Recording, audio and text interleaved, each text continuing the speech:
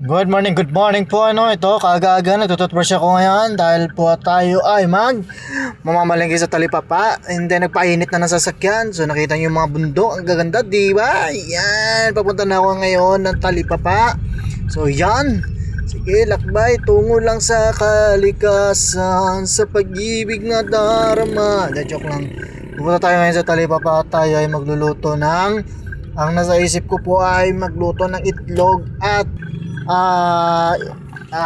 talong, tapos kung kaya na oras may nilagang talong or adobong talong, para makakain kami sa umaga. So yan, papunta pa, uwi na ako. Tingin muna ako sa kaliwat kanan. Tapos ito aking mga nabili, halagang 100 po yan. My gosh, grabe na talaga presyuhan ngayon. Dila po more. Tapos nandito na agad daw sa bahay. Tapos yan, yan, wash. So nagsayang ako yan, 2 takal para sa amin 2. Tama na po yun. Hindi naman ako gano'ng kalakasan kumain, pero sakto lang. Ayan, sige, kalkal. Tapos siwa na agad tayo ng mga sibuyas, bawang, yung mga panggisa-gisa. My gosh naman. Tapos yan, sige, gisa-gisa. Tapos alam nyo ba yung naririnig nyo yan? Yung alam nyo, hindi ako sure, every 3 hours ba yun? Naririnig ko yan dito sa Sorsogon. Hindi ko lang alam kung anong ibig sabihin niya. Pero kung sa napupuno nyo sa Forge, is warning po yun, di ba? Nakakatakot. Pero dito, always laging may naririnig kami ganyan. Tapos yan, ganyan ang mukha ko.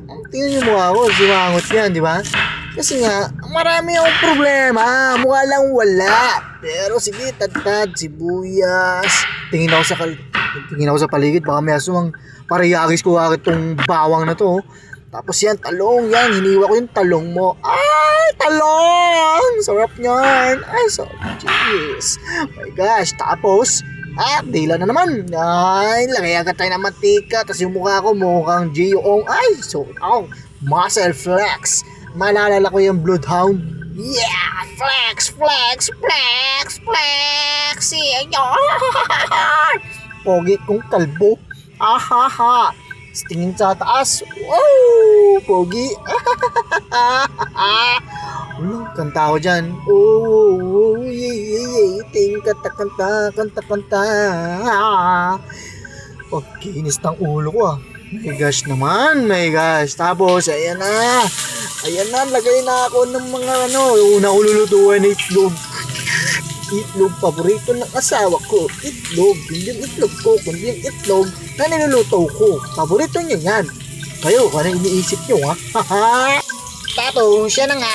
Ayan, sige, kaladkad mo. Sige. Ayan, kamatis. Ayan, sige. Tapos ihalo-halo na. Halo-halo. Toray, may ganun pa nakasin. Diba? Shift. Hindi ko alam, pangalan nun. Basta, diba, ganyan. Yan. Dati kasi ako nag-aral ng HRM. Hiramani. Tapos yan, sige. Halo-halo. Ayan, natapos ng itlog. Tapos next naman, ang lulutuin natin ay may wagang talong. Ang talong mo, talong ko, talong natin lahat. Mali ka dyan, oy. Tapos yan, paglunod ko, nagwala. Galit yung talong. Sige. Ayan. Alright, kainan na. Pagkatapos ng labanan na pagluluto ng tasikan ng mga talong na yan, kainan na tayo with my mahal. After that, hatid na tayo sa ating ihatid ng ating kailangan ihatid. Basta yung kailangan natin ihatid. Sa mahal ng gas, kailangan natin ihatid kahit wala siyang panggas, pero kailangan natin siyang ihatid kasi siya yung nagpapagas nitong hatid. Ano daw? Uwi na. Yan na palang EasyTex. So, yan. EasyTex. Uwi na. Pagka uwi, ayun. Diretso gawain ng mga bahay. Ay, hindi. Basta gawain ng bahay. Basta, yun.